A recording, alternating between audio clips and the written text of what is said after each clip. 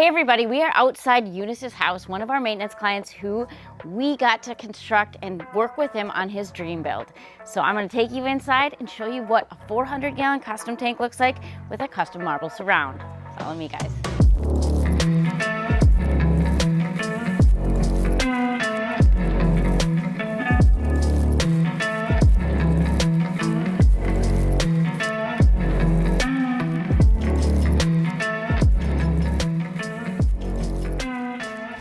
Kind of a big deal. Beautiful home, shoes off. This way. You can see we needed to match the tank to this beautiful, beautiful home. So this is what we built.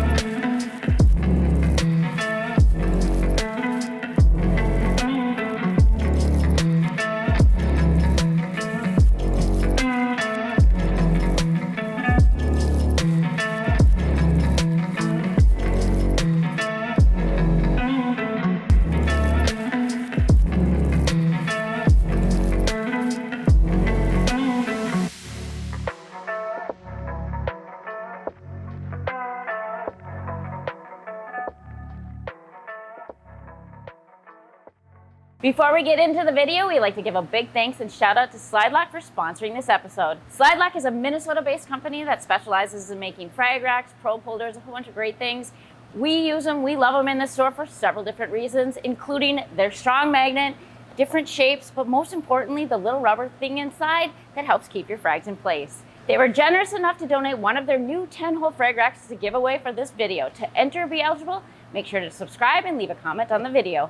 We'll choose a random winner in a week. Back to the video. So last fall, right around September, I was presented with a picture, an idea, a dream, and now I'm standing in front of the reality. So we started with, we want a tank, we wanted to divide the room, we want it to be visible on all four sides. This is what we ended up with. It's a custom AGE tank, 400 gallons, and because it is viewable all the way 360, we have the overflow in the center and we have a closed loop system underneath. That's why we chose to go with AGE, because it does have that custom PVC bottom. Today we get to do some fun stuff. We've had fish in here for a while. This beautiful home was on the parade of homes, and so we set it up early, and then now that the homeowners have moved in, they are ready for corals. So before I begin, we have aquascaped it beautifully. We've checked flow. We'll show you the lighting. We have a bunch of radians. So we will par map it, and then I'll place a bunch of beautiful, beautiful corals. So we do have a school of anthias. We have some tangs in here. We have some clownfish. They've been in here for about 5 months. So our pod population is ready to go. The water parameters are very stable. All the filtration, because you probably can't hear a peep out of this, is downstairs. Minus the two Vectra L2s that we're using for the closed loop system. Everything is downstairs, plumbed up, so that it is virtually silent. So a little bit about the aquascape. I chose to use a combination of the Carib Sea branch rock. I used the plates, as you can see, a couple of the plates, and also the arches.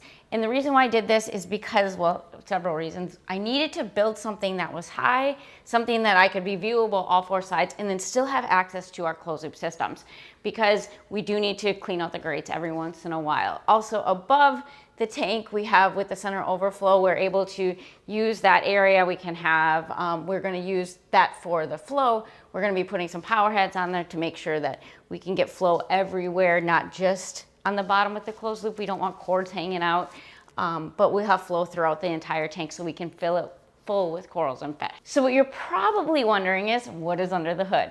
So this custom cabinet lifts up and it's held up, and it will display all of the radians that will light this system.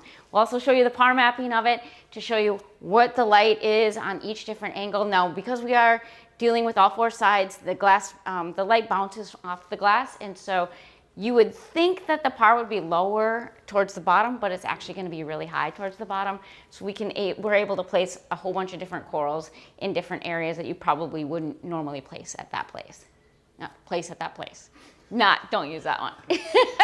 Place at that place. And that's that. Tip my crown. There you go. Now I'm good. All right, guys, I'm ready. So what we're doing right now is I have all my coolers set out, filled with absolutely amazing corals. The homeowner came, we selected things that he wanted to see. We're focusing today on a lot of LPS, a lot of flow, a lot of color, and then as things progress, then we'll add stuff to the top bar, SPS and some other fun stuff, our showcase pieces, and some more fish. But before I begin, a couple things I have to do first. My coolers are all set out, my towels are laid down, my gloves are on. Yes, I'm going to wear glasses today. So I got my glasses, I'm gonna put my hair back so I don't have to cut it out because glue in your hair is never a good idea. But I'm gonna dip the corals. And even though we do at the store, Ted is religious with dipping, I always do it. It's just part of the habit, part of the routine. Before I add any corals, we dip them, rinse them, and then place them. So my dip of choice for LPS for this system, I'm going to be using the Two Little Fishies Revive. I feel like because we've dipped them several different times, it's the gentlest way of doing it, and it's my preference. So also my glue of choice, I'm using the big bottles because we have a lot of coolers. I'm gonna be here for several hours doing that. I got my coral cutters, I got my crescent, which is one of my favorites if we're using anything with frag plugs to cut them off, flat bases, and then my other cutters as well. And then I have a bunch of brushes. So I wanna also make sure that there's no pest algae, nothing on the actual coral bases, so I'm not adding any pests to the tank. So if you're wondering, we are adding a lot of corals all at once. So we've been monitoring downstairs. You'll see we have the Trident going, we have dosers going, so we know what our elk is, we know what our calcium, magnesium, phosphates, and nitrates. So I'm not nervous about putting all these corals in. Plus, we also talked about, we've had this tank set up for over 5 months. Pod's population has exploded. We have obviously our fish in here for a long time. We have our utilitarians. We have a bunch of inverts. We don't have any algae really at this time. It's already gone through all of that. So I'm not worried about putting this many corals in as long as we're being able to monitor our parameters. So I'm gonna start with my torches. If you wanna see what a whole bunch of beautiful torches, I'm gonna make a couple different gardens. This is how we transport them. We have a couple in bags, but otherwise if they are on frag plugs, I put them on racks in coolers. It's just the easiest way. And then I will dip them that way, rinse them, and then start with making my torch gardens. Setting a timer is very important. Since I'm multitasking, it's super easy to forget, and I have no idea if I'm like, oh, it seems like it might have been 10 minutes, but it's actually 5, or it might be 20. So it's not a suggestion on the bottle, it's a direction. So when it says 10 minutes, set a timer for 10 minutes. We're using the Apogee par meter. I'm gonna start by just going over a brief par mapping. I know that my torches I'm gonna want towards my center, so I have a couple options. I can either adjust the lights to match the par that I want, or I can leave the lights and move the corals to where they're properly placed for what the par that they require. So I'm just gonna see where we kind of sit. I know that the lights are just warming up right now. So right around this area where I would like to see my torches, I would like to see them right around that 200, 150, I guess, to 250 range. So I know that these would be a really good range for my torches to sit. Out towards here, it gets a little less, so this would be a really great area for acans, for my favias. And then down here is where, I mean, right here to here really doesn't change a whole lot. But this is where I want to see my scolies and my acanthos. So I have a ton of room for those as well. So I'll briefly go over this. We'll show you what, just a generalized picture of where the par measurements are, and then I'll show you why I placed what where. So what I'm doing here is I'm gonna basically place all my euphilia before I glue anything. I'll just place them to get them out of the coolers, and then Once I kind of see everything that I have, then I will start juxtaposing them and gluing them in the places that I would like to see them. It always seems like there's never time to do it right, but always time to do it over. I completely disagree with that. So I'm going to do it right the first time. Yeah, it'll take me a little bit longer, but I'm going to look over each of the skeletons, make sure there's no pest algae after dipping, and if there is, I'm going to remove it before I put it in the tank, because an ounce of prevention is worth, I don't remember what the rest of the phrase is, but it's worth a lot. Things that we have that we found there was a definite need for that Brendan had made for us with, it has our name on it, these little coral brushes, they work amazing. So this little small piece can get in all the little areas, which is great, but it's also really rough, so it gets the bases nice and clean. So I'm going to go through and just briefly brush off everything, make sure everything's perfect before I put it in the tank. New thing that get with the times, guys. Get with the times. We're doing something new, so you can see the nice juxtaposition of this rat. This is a complete joke. Please do not take this seriously. I'm just doing this so I don't have to keep bending over because my body already hurts. It smells like perm. Those bases of that rock, you know what I mean? They smell funny.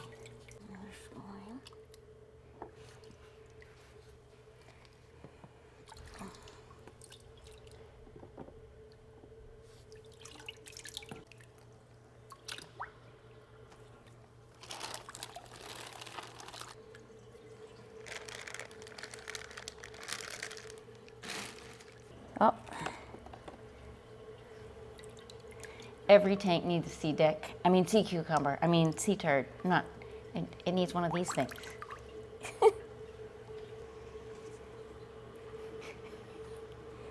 Yeah? Oh, slippery dick.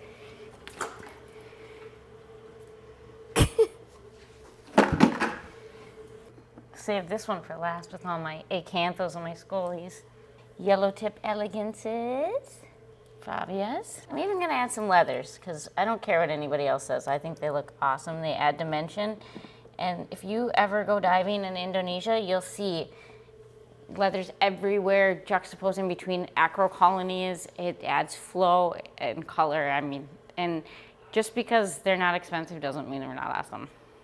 Look at this beast. That's gonna be beautiful. Huge symphilia. I do remember though seeing I gotta cut these little zoes off. I don't want those on there. They grew on as a hitchhiker. I'll have to cut those off before I put them in the tank. Restart my timer. That's good to go on that. I hear power tools downstairs. That makes me nervous. No, actually not. Caesar and Mike are fantastic at what they do. I don't know if you've really gotten a chance to look at all the plumbing that they've done, but it's just as beautiful as what you see, or what you don't see, as what you do see. Look at this. 14 karat gold right there. So one thing that you guys might notice is a lot of these are not little bubblegum frags. And that's the thing, when you're adding to a tank this size, if you add a bunch of little, sticks, which eventually we will add acros to this tank, it just doesn't give, generally speaking, the owner of the tank that wow factor. Whereas LPS, totally different. They get the flow, they get the color, they get the pop, they get the size. We are fortunate enough, we have a lot. We have Project Homegrown, so our customers from all over bring in larger colonies, trade in for smaller ones, or we cut them, and then we're able to save them and then offer them to our customers that have these bigger tanks that want to see instant gratification. They don't want one single head of this and that. And also too, then it allows us to maintain healthy, beautiful corals we don't have to take from the ocean. So in our farm, we have tons of extra space so we can house these things. I've been collecting these for several months now because, well, for a couple of reasons. I wanted them to make sure they were perfectly quarantined, wanted to make sure that the homeowners were moved in, because I get nervous having a tank in an empty house that's kind of unmonitored.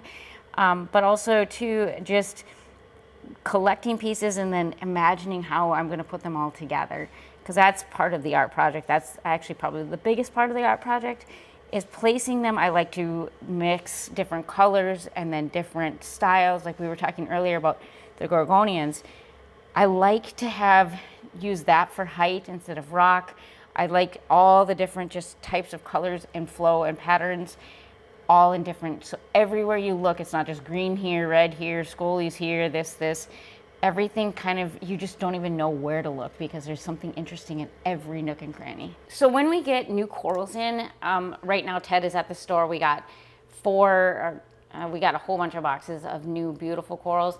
It's always interesting to see what kind of pests come off before you put them back in the system, because we always obviously dip before we put in any of our systems. Even our quarantine systems, we dip prior. I am noticing, so kudos to Ted and all of us at New Wave, I'm not seeing any pests in my dip bucket. Doesn't mean they're not there. And it doesn't mean it was a waste of time. I always do it as just a preventative, that way knowing, and just as a habit. You get a new coral, just dip it and then put it in. I mean, there are certain corals you can't do that with, clams being one of them, anemones being another, but for the most part, you can dip most everything. And then, like I said, like you notice me doing this, I'm examining, making sure there's no bubble algae, there's no other types of algae. I just don't want to put it in my main display for several reasons. The main one being, I have to maintain this. This is one of our maintenance clients. This will be a weekly maintenance client. I'm setting myself up for failure if I add corals with a bunch of pest algae on that I'm gonna have to eventually combat at some point in time. We're getting down to the final buckets. I found it easier to just dip everything first. The one thing you don't wanna do is be in the tank rushing and then leave your corals and dip for long periods of time if you're doing huge batch like I am right now. I just think cleaning up my work area when I'm done with this, having all my corals, and then when I set them just all sitting on the rocks, I can see everything that I have, all the different colors, and then I have to put my magic thinking cap on, which you won't be able to see because it's magic. And then I will place all the corals accordingly. And that's, that just takes a little bit of patience, well, a lot of patience, a lot of glue, and just some imagination and an experience. I guess I've been doing it for so long, so I'm excited when I do get up in there to show you how I juxtapose things. Like, I don't glue my Ophilia straight up and down. I angle them, so all you see are the beautiful flowing polyps and not the skeleton of the actual coral. I need to be quiet now because my timer is going off, so I actually need to keep doing my job.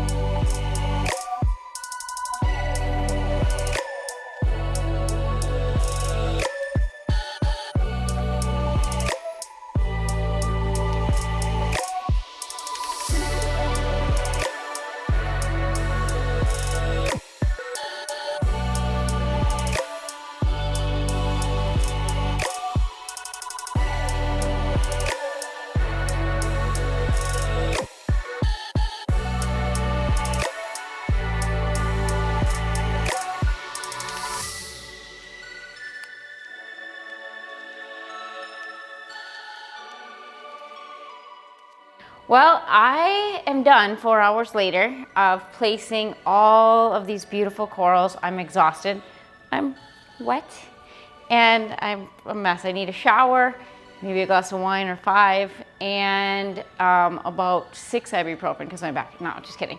Anyway, we placed all these corals, and then what we'll do is we'll come back in a couple of days when everything's already starting to open, but letting everything open, and then we'll play with flow, because flow is the next important step.